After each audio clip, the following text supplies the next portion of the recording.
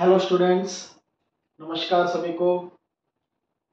कैसे हैं आप सभी? आई होप सभी बढ़िया होंगे। So today's topic is electrochemical cell. Let's start our lecture. As you see students, there is a topic named electrochemical cell in electrochemistry. In the previous part we have discussed about the basics of the cell, in which we have discussed about the direct redox reaction and indirect redox reaction. Today we will discuss about indirect redox reaction. And अगर आपको याद होगा तो indirect redox reaction किसको बोला था हमने? In which the redox reaction take place in two different beakers, not directly but indirectly. So आप जैसे कि डायग्राम में देख पा रहे हैं, this is electrochemical cell, the most important topic in electrochemistry.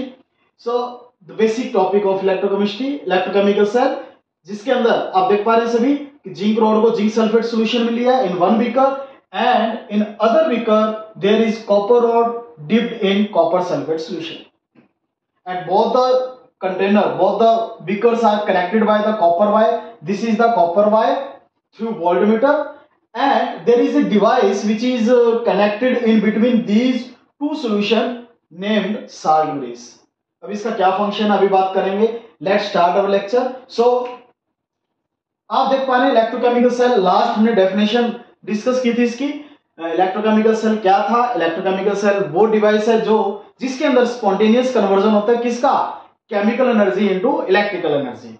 So definition we have discussed. Today we will discuss about the electrochemical cell construction and its reactions. तो आप देख पा रहे हैं ये सेल दो बीकर से मिलकर बना है। तो अगर मैं सिर्फ एक बीकर की बात करूं तो हम वहां पर हाफ सेल वर्ड यूज करेंगे। जैसे इसके लिए जैसे आप देख पा रहे हैं इसको एनोड लिया है, तो इसको मैं बोल सकता हूं एनोड हाफ सेल।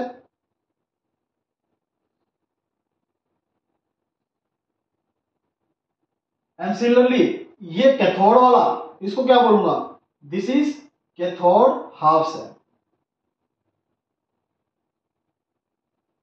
तो अगर सेपरेट इंडिविजुअल एक सिंगल बीकर की बात करेंगे तो हम हाफ सेल वर्ड यूज करेंगे। तो जब भी आपके सामने हाफ सेल वर्ड आए, इसका मतलब सिर्फ एक सेल की बात की, एक बीकर के रिलेटेड बात चल रही है। अगर एनोड लिखा है तो anode half cell, cathode half cell है तो इसका मतलब सिर्फ कैथोड वाली रिएक्शन की बात चल रही है। अभी मैंने बोला रिएक्शन, तो इसके अंदर रिएक्शन किस तरह से होगी ध्यान देना। यहां पर एनोड हाफ सेल, यहां पर हमेशा ऑक्सीडेशन होगी। कुछ टर्म्स है जो आपको हमेशा याद रखनी है। एनोड पे हमेशा ऑक्सीडेशन होती है और कैथोड पे हमेशा रिडक्शन होगी। देखिए ये फिक्स है, ऐसा नहीं कि जब इलेक्ट्रोलाइटिक सेल करेंगे तो आप ये टर्म्स चेंज कर देंगे। ये फिक्स रहेगा, एनोड पे हमेशा ऑक्सीडेशन एंड कैथोड पे हमेशा रिडक्शन रहेगी। यस, साइन चेंज होते रहते हैं। जैसे इलेक्ट्रोकेमिकल सेल के अंदर एनोड नेगेटिव है तो इलेक्ट्रोलाइटिक सेल के अंदर एनोड पॉजिटिव लेके चलते हैं। तो साइन चेंज हो जाएंगे but processes will remain always same, fix. Anode पे ऑक्सीडेशन, कैथोड पे रिडक्शन। तो ऑक्सीडेशन आप अच्छी तरह से जानते हैं, ऑक्सीडेशन किसको बोलते हैं? लॉस ऑफ इलेक्ट्रॉन इसके अंदर। तो आप ये देख पा रहे हैं जिंक जो रोड है, हाँ जी, इसमें जिंक के एटम्स होंगे। इस रोड के अंदर जिंक के एटम्स हैं। तो जिंक के देखो इस एटम्स के अंदर क्या होगा? Zn एटम होगा पूरा। एक एटम में से अगर आयंस निकाल देते हैं तो क्या रहेगा देखना। अगर इसमें से हम Zn2 पॉजिटिव आयंस निकाल रहे हैं, ध्यान देना। अब ये तो न्यूट्रल था तो आप देख पा रहे हैं यहां पे इलेक्ट्रॉन्स रह जाएंगे। यस, रोड के अंदर क्या रह जाएंगे? इलेक्ट्रॉन्स। Zn एक न्यूट्रल एटम था, उसमें से अगर Zn2 पॉजिटिव आयन सॉल्यूशन के अंदर आ रहे हैं तो रोड पे क्या रहेंगे? ऑब्वियसली इलेक्ट्रॉन रहेंगे, because electron positive and negative both balance each other. So negative means electrons road के अंदर रहते हैं और ये इलेक्ट्रॉन्स ट्रेवल करेंगे थ्रू द वायर। आप देख पा रहे हैं ये नेगेटिव चार्ज, आप इससे भी अंदाजा लगा सकते हैं सिर्फ इस रोड के अंदर इलेक्ट्रॉन्स है, that's why anode is taken as negative. और ये इलेक्ट्रॉन्स वायर के थ्रू इस तरह से ट्रेवल करेंगे कैथोड की तरफ। अब कैथोड के अंदर अब आप अंदाजा लगा सकते हैं इलेक्ट्रॉन्स किसकी तरफ आएंगे? पॉजिटिव पार्ट की तरफ आएंगे। तो इसका मतलब कैथोड पे पॉजिटिव चार्ज है। इस तरह से आप याद रख सकते हैं। अब यहां पे क्या होगा? सॉल्यूशन के अंदर आपको दिखाई दे रहा होगा कॉपर 2 पॉजिटिव आयंस। तो ये जो दो इलेक्ट्रॉन्स यहां पर आए, ये दो इलेक्ट्रॉन्स गेन करके, यस, दो इलेक्ट्रॉन्स इस रॉड के थ्रू आए, वो दो इलेक्ट्रॉन्स गेन करके कॉपर बना देगा। यस, यहाँ पर इलेक्ट्रॉन लूज हुए, ऑक्सीडेशन हुई, इलेक्ट्रॉन स्टेबल किए थ्रू द वायर, यहाँ पे इलेक्ट्रॉन गेन हुए, तो गेन ऑफ इलेक्ट्रॉन्स क्या होता है, रिडक्शन होता है। तो आप इसको आई थिंक कनेक्ट कर पा रहे हैं, एनोड पे ऑक्सीडेशन, कैथोड पे रिडक्शन। तो क्या हम रिएक्शन लिख पा रहे हैं? तो रिएक्शन किस तरह से, अच्छा इसकी रिएक्शन का नाम भी होगा हाफ सेल रिएक्शन। ये स्टूडेंट्स इसको क्या बोलेंगे, half cell reaction. Half cell reaction के अंदर एनोड की half cell reaction and cathode की हाफ सेल रिएक्शन अलग अलग लिख सकते हैं। हाफ सेल रिएक्शन में एनोड वाले कैसे लिखेंगे, जिंक सॉलिड जो है वो Zn2 पॉजिटिव आयंस बना रहा है, 2 इलेक्ट्रॉन्स लूज करके एक्वस। सो ऑक्सीडेशन हो रही है, यहां पर ऑक्सीडेशन हो रही है, यहां पर इसकी अगर बात करें, कॉपर 2 पॉजिटिव आयन सॉल्यूशन में से इन 2 इलेक्ट्रॉन्स को गेन करके कॉपर सॉलिड बना रहा है, that is reduction. Both these reactions represent half cell reactions. इनको क्या बोलते हैं बच्चों, हाफ सेल रिएक्शंस। ये एनोड हाफ सेल रिएक्शन है, ये कैथोड हाफ सेल रिएक्शन। देखिए सब कुछ फिक्स है, इसमें कुछ चेंज नहीं होने वाला। एनोड को हमेशा लेफ्ट साइड रखोगे, कैथोड को हमेशा राइट साइड राइट करोगे आप। एनोड पे ऑक्सीडेशन होगी, कैथोड पे रिडक्शन होगी। तो इसमें मतलब ऐसा नहीं है कि आपका मिस्टेक होने के कोई चांसेस है। एक बार आपको अच्छे से फिट करना माइंड के अंदर क्या, अच्छा इसके लिए कोड भी है, आप एक कोड का यूज करेंगे, आपके लिए बहुत इजी हो जाएगा। और वो कोड क्या है, दैट इज लॉन। कोड क्या है बच्चों, लॉन। बस एक वर्ड ये आप अगर करते हैं तो इलेक्ट्रोकेमिकल सेल आपके लिए बहुत इजी हो जाएगा। कैसे, इस लॉन का क्या मतलब है, यहां पर L represent left, O represent oxidation, A represent anode and N represent negative.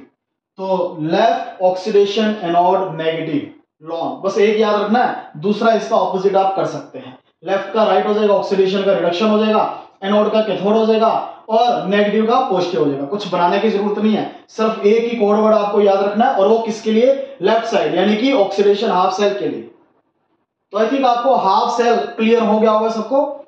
हाँ जी, तो यहां पर जो जिंक सल्फेट सॉल्यूशन है एंड कॉपर सल्फेट सॉल्यूशन है, इनके लिए भी वर्ड यूज कर सकते हैं आप। जो अगर एनोड वाले में जो आप इलेक्ट्रोलाइट यूज कर रहे हैं तो उसके लिए आप क्या वर्ड यूज करेंगे, yes anode half cell electrolyte. Yes, यहां पर मैं एक वर्ड यूज कर रहा हूं जिंक सल्फेट सॉल्यूशन के लिए, इसको क्या बोलेंगे, एनोड हाफ सेल इलेक्ट्रोलाइट। देखिए ये वर्डिंग बहुत अच्छे से आपको आनी चाहिए। एंड कॉपर सल्फेट के लिए हम सिमिलरली क्या यूज करेंगे, yes cathode half cell electrolyte. Cathode half cell electrolyte हम कॉपर सल्फेट सॉल्यूशन के लिए यूज करने वाले हैं। तो अगर आपके सामने ये वर्ड आए तो इन वर्ड का मीनिंग आपको अच्छे से क्लियर होना चाहिए। तो ये जो टर्म्स मैंने बताई आपको, आई होप कि आपको सभी को समझ में आ गई होगी हाफ सेल का मतलब क्या है। यस, तो फिर कंप्लीट सेल भी तो आएगा। यस, अगर आपके लिए वर्ड सिर्फ सेल वर्ड यूज किया गया तो फिर कैसे करोगे आप, तो सेल का मतलब होगा कंप्लीट सेल। तो इन दोनों को अगर मैं ऐड कर देता हूं तो आपके पास जो आएगा उसको हम बोलेंगे सेल रिएक्शन। सेल रिएक्शन क्या रहेगी, ओवरऑल रिएक्शन जो रहेगी वो सेल रिएक्शन है। इन दोनों को अगर ऐड करें तो मैं डायरेक्ट लिख रहा हूं, आई होप आप समझ जाएंगे। जिंक सल्फेट, जिंक और इधर कॉपर 2 पॉजिटिव आयंस। ओके, आप जिंक सल्फेट भी ले सकते हैं Zn2 पॉजिटिव की जगह। तो sulphate negative is not the matter, आपको पॉजिटिव पार्ट को अच्छे से लिखना आना चाहिए। इन दोनों को जब ऐड करेंगे तो क्या हमें यही मिलेगा। तो कंप्लीट रिएक्शन इस तरह से राइट की जाएगी। इन दोनों को आप ऐड कर देंगे और ऐड करने के बाद आपके पास जो आएगी उसको क्या बोलते हैं, सेल रिएक्शन। तो half cell reaction and cell reaction, इन दोनों वर्ड्स का मीनिंग आपको क्लियर होना चाहिए। हाफ सेल रिएक्शन मींस आप एनोड का अलग से, कैथोड का अलग से राइट करेंगे। सेल रिएक्शन मतलब एनोड और कैथोड दोनों को ऐड करके जो ओवरऑल रिएक्शन बनेगी वो हम सेल रिएक्शन बोलेंगे। आई होप आपको क्लियर हो गया होगा। तो half cell reaction, cell reaction और ये जो half cell electrolyte, half cell electrode, इन सभी का मीनिंग आपको क्लियर होना चाहिए। अब बात करते हैं इस साल्ट ब्रिज की। साल्ट ब्रिज का कैसे, यहाँ पे क्या रोल रहेगा। देखिए जैसे कि मैंने बोला अभी आपको कि ये Zn2 पॉजिटिव आयन सॉल्यूशन के अंदर आ रहे हैं, तो यहां पर तो पहले से भी तो Zn2 पॉजिटिव आयन है। देखो इस सॉल्यूशन में क्या था बच्चों, Zn2 positive ion and SO4 2 negative ion. ऊपर से और ज्यादा पॉजिटिव पार्ट आ रहा है, तो क्या यहां पर पॉजिटिव चार्ज इंक्रीज कर रहा है इस सॉल्यूशन में? यस, पॉजिटिव चार्ज इंक्रीज कर रहा है। समझ गए होंगे आप, क्योंकि पहले से पॉजिटिव था और पॉजिटिव आ रहा है, इसका मतलब सॉल्यूशन में पॉजिटिव चार्ज इंक्रीज कर रहा है। और इधर आप देखेंगे कॉपर 2 पॉजिटिव सॉल्यूशन में से जा रहा है और इसके साथ चिपक रहा है, ऐसे इस तरह से लेयर बना देता है बेटा। ये जो कॉपर सॉलिड है ये लेयर के फॉर्म में यहां पर चिपक जाएगा इस कॉपर रॉड के ऊपर। तो यहां पर सॉल्यूशन के अंदर से ये कॉपर 2 पॉजिटिव आयंस कहां से आए? सॉल्यूशन में से तो आए, सॉल्यूशन में कॉपर 2 पॉजिटिव आयंस है और SO4 2 नेगेटिव आयंस है। मुझे एक बात बताओ, कॉपर 2 पॉजिटिव आयंस अगर सॉल्यूशन में से चले जाएंगे तो सॉल्यूशन में क्या बचेगा? नेगेटिव पार्ट बचेगा। इसका मतलब इस सॉल्यूशन के अंदर नेगेटिव चार्ज इंक्रीज कर रहा है कि नहीं कर रहा? यस, इसके अंदर नेगेटिव चार्ज इंक्रीज कर रहा है। अब ध्यान देना, इससे प्रॉब्लम क्या होगी, क्यों इस साल्ट ब्रिज की जरूरत पड़ी, अब यहीं से आपको क्लियर होगा। ध्यान देना, जब यहां पर पॉजिटिव चार्ज इंक्रीज कर रहा है तो आप देख पाएंगे कुछ टाइम के बाद यहाँ पे पॉजिटिव चार्ज हो जाएगा इसको सराउंडिंग के अंदर ना, क्योंकि सॉल्यूशन में बहुत सारे पॉजिटिव आ जाएंगे। और मुझे एक बात बताओ, जब पॉजिटिव चार्ज इस रॉड जिंक रॉड के सराउंडिंग में इकट्ठे हो जाएंगे तो क्या ये पॉजिटिव चार्ज इस इलेक्ट्रॉन को जाने देंगे? Yes, you always know about this point that the negative and positive charge attract each other. तो ये अनलाइक चार्ज है, एक दूसरे को अट्रैक्ट करेंगे, तो ये पॉजिटिव वाला इस इलेक्ट्रॉन को जाने नहीं देगा। आई होप आप समझ गए होंगे। ये जाने नहीं देगा तो आगे ये यहां पर इलेक्ट्रॉन गेन नहीं होंगे तो सेल यहां पर वर्क करना बंद कर देगा, तो सेल यहां पे स्टॉप हो जाएगा, रिएक्शन आगे फर्दर हो ही नहीं पाएगी। तो ये सारी रिएक्शन जो हमने लिखी है ये हो ही नहीं पाएगी। तो फिर इसके लिए क्या सॉल्यूशन है? तो इसके लिए क्या करते हैं, एक यू शेप ट्यूब आप देख पा रहे हैं, इस यू शेप ट्यूब को हम क्या बोलते हैं? Salt bridge. और इसके अंदर होता क्या है, इसके अंदर एक इनर्ट इलेक्ट्रोलाइट लेके चलेंगे, इनर्ट इलेक्ट्रोलाइट होगा। एग्जांपल ले लेते हैं जैसे KCl, यहां पर जरूरी है इनर्ट इलेक्ट्रोलाइट होना चाहिए सो दैट कि यहां पर आगे जाने के बाद ये रिएक्ट ना करे सॉल्यूशन के साथ। तो इनका काम क्या होगा, देखो K और Cl आप अच्छे से जानते हैं। KCl क्या है? एक इलेक्ट्रोलाइट है तो पॉजिटिव नेगेटिव में ब्रेक कर सकते हैं, K पॉजिटिव Cl नेगेटिव। अब मुझे ये बताओ, इस एनोड वाले सेल रिएक्शन इस कंटेनर के अंदर किसका पलड़ा भारी था? कौन सा चार्ज ज्यादा है? पॉजिटिव चार्ज ज्यादा है। तो इसको न्यूट्रलाइज करने के लिए क्या आएगा यहां पर फिर Cl नेगेटिव आ जाएगा, नेगेटिव पार्ट। और सिमिलरली यहां पर नेगेटिव चार्ज ज्यादा था तो इसको न्यूट्रलाइज करने के लिए K पॉजिटिव इधर मूव करने लग जाएगा। आइए आप समझ पा रहे हैं। देखिए प्रॉब्लम क्या थी, यहाँ पे पॉजिटिव चार्ज को खत्म करना था, तो to maintain this electrical neutrality यहां से कौन आएगा? साल्ट ब्रिज में से नेगेटिव चार्ज आएगा एनोड की तरफ और पॉजिटिव आएगा कैथोड की तरफ, सो दैट ये इलेक्ट्रिकल न्यूट्रलिटी मेंटेन रहे और सेल वापस से वर्क करना स्टार्ट कर दे। जैसे ये न्यूट्रल करेगा, जैसे Cl नेगेटिव आया इसको न्यूट्रल कर देगा, हाँ जी इनको न्यूट्रल कर देगा, इनको न्यूट्रल कर देगा, न्यूट्रल कर देगा तो इलेक्ट्रॉन फिर चल पाएंगे, ये मूव कर पाएंगे तो पूरा सेल जो है यहां पर वर्क करना स्टार्ट कर देगा। अच्छा, आप ये भी जानते होंगे जो इलेक्ट्रॉन्स की डायरेक्शन होती है उसकी ऑपोजिट डायरेक्शन करंट की होती है। तो यहां पर आप मेंशन कर सकते हैं this is the direction of current, ये करंट की डायरेक्शन आई से रिप्रेजेंट कर सकते हैं, आप समझ सकते हैं।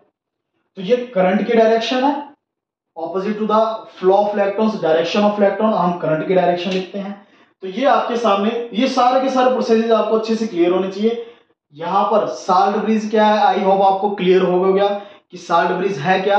साल्ट ब्रिज एक यू शेप ट्यूब है जिसके अंदर एक इनर्ट इलेक्ट्रोलाइट है, जिसका काम क्या है? दोनों सॉल्यूशन को विदाउट मिक्सिंग कनेक्ट करना, इस इलेक्ट्रिकल न्यूट्रलिटी को मेंटेन करना।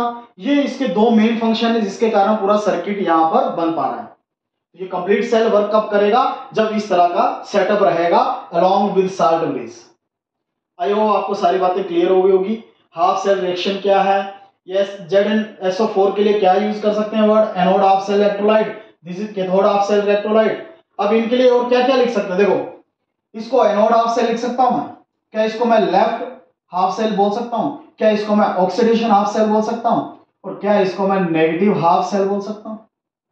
ये सारे वर्ड्स आप यूज कर सकते हैं। यस, क्या बोल रहा हूं मैं यहां पर? ध्यान देना। आई होप आपने ये रिएक्शंस अच्छे से देख ली हैं। अब देखेंगे ध्यान से, मैंने अब क्या क्या वर्ड्स बोले, क्या क्या इन दोनों सेल्स के लिए क्या क्या वर्ड्स यूज कर सकते हैं दोनों सेल्स मतलब हाफ सेल, दोनों हाफ सेल्स के लिए क्या क्या वर्ड यूज कर सकते हैं। इसके लिए देखो एनोड हाफ सेल आप देख पा रहे हैं, दोबारा लिख देता हूं, एनोड हाफ सेल ये तो है ही। इसके अलावा क्या इसको मैं ऑक्सीडेशन हाफ सेल बोल सकता हूं? यस। क्या इसको मैं नेगेटिव हाफ सेल लिख सकता हूं? और क्या मैं इसको लेफ्ट हाफ सेल लिख सकता हूं? हमारी बात समझ में सभी को? Anode half cell, oxidation half cell, negative half cell, left half cell, इनमें से कोई भी वर्ड आप यूज कर सकते हैं, या आपके सामने आए तो आप आइडेंटिफाई कर सकते हैं। सिमिलरली इसका ऑपोजिट, इसके लिए क्या यूज करेंगे?